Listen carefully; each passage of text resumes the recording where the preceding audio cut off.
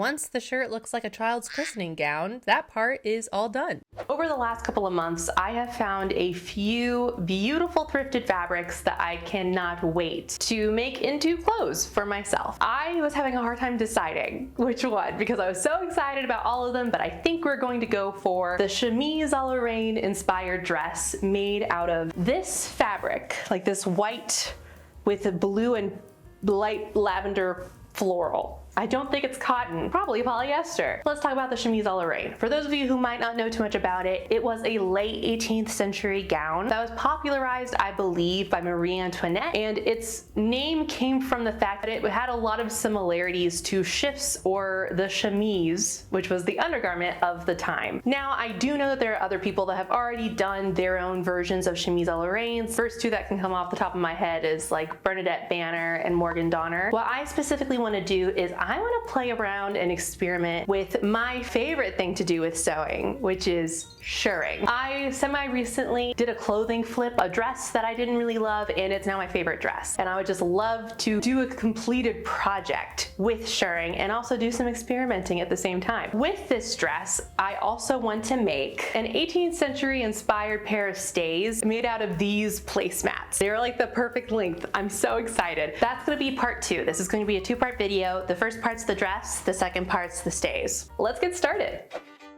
The first thing I discovered was that this is indeed a bedsheet. I thought the feel of the fabric was so weird that it might be a tablecloth, but no, it is a king-size sheet. The first step was to get the length of the skirt, since I knew that would take up most of my fabric. I soon realized that I could do this much faster with a measuring tape, and I decided to take a few inches off the waist compared to the bottom hem, just to help slim down some of that fullness at the top. I didn't want all of it to be taken out, but just a little bit. I then used an old blouse that I liked that had a good shape for this project, and it gave me the basic dimensions for the top. I did end up needing to shape this out more once I put the top together, but this did give me a good starting place.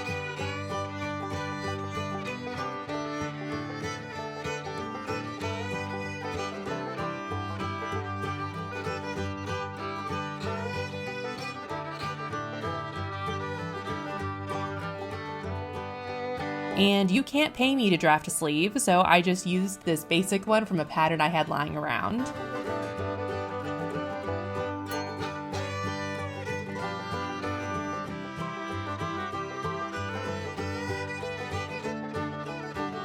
So hopefully these mics help with the echoiness in this room. I have sewn the basic top, skirt, and sleeves. I will say this fabric has a slight resistance to being ironed or sewn. It kind of will pull at the fabric and it takes a while to iron it. Let me try this on and I'll kind of show you what my next steps are. After I cut out that very basic shirt shape, I did a little more shape to the neckline and to the arm's eye. And I'm hoping that these will, when I add the shirring, kind of scooch up, give a little bit of that rouged feeling. Just because I want this to be as light an area as possible, I was afraid that facings would kind of mess with how the shirring will look if I put too many layers together. I'm not sure. So I just did a tiny, almost rolled hem up here, a tiny hem down here, and then all of my seams are French seams, which that's just either French seams or flat fell seams are really great if you don't want to add lining or facing and just want to make the inside of your garment look good if you don't have a serger, which I don't. This is double my waist size. The top side was the hem that already existed on the sheet itself, and I'm leaving the bottom edge raw for now because I think that when I take it in, it's gonna be uneven at the bottom. I'm a little scared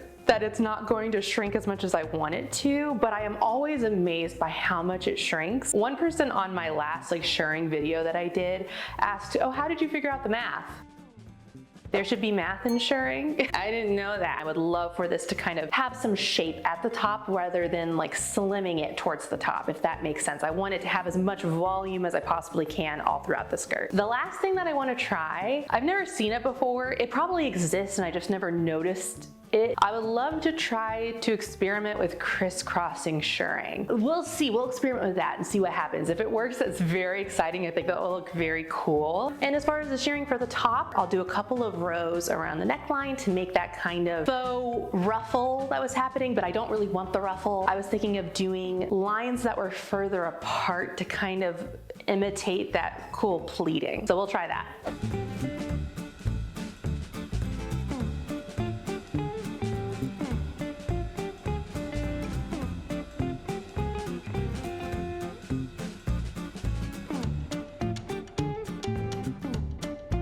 Before starting on the fabric, I wanted to experiment with the crisscross that I wanted to do. By the way, if you want a little bit more info on how I do shirring, the other video I showed would have that. But I think this ended up going pretty well, and it was time to move on to the actual fabric. I started on the blouse and added several rows of shirring to the neckline to give that ruffle effect without having to actually add a ruffle, which was not really the look I was going for.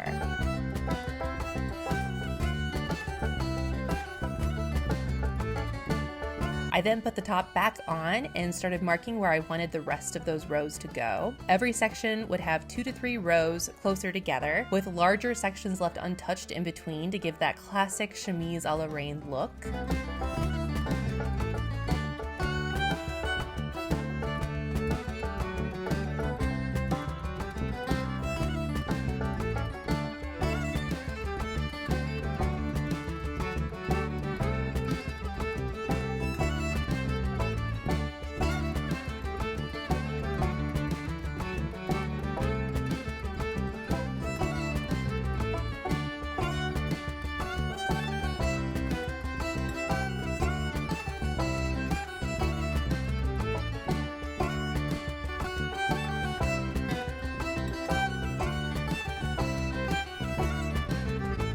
Then it was just rinse and repeat, and once the shirt looks like a child's christening gown, that part is all done. Then it was time for a small break, and this book, The Very Secret Society of Irregular Witches, is so cute. After the break, it was time to start off on the sleeves. I decided to just sew it with the elastic thread instead of doing the work of gathering the sleeve and the arm's eye, and it worked pretty well. Here you can see me deciding whether or not to be lazy and keep the elastic thread in to sew the sleeve to the arm's eye, and here's me deciding to do it. I then did rows of shirring to emulate the poofy sleeves with those different segments. It was finally time to move on to the skirt. I marked the starting lines that I wanted for the shirring, making sure to have it end at a point in the front for the crisscrossing. I made each of the lines about 3/8 of an inch apart, as I did with all the other lines of shirring that are closer together. Once that was finished and the hem was put in, the Chemise a la Reine inspired set is complete, and here is what it ended up looking like.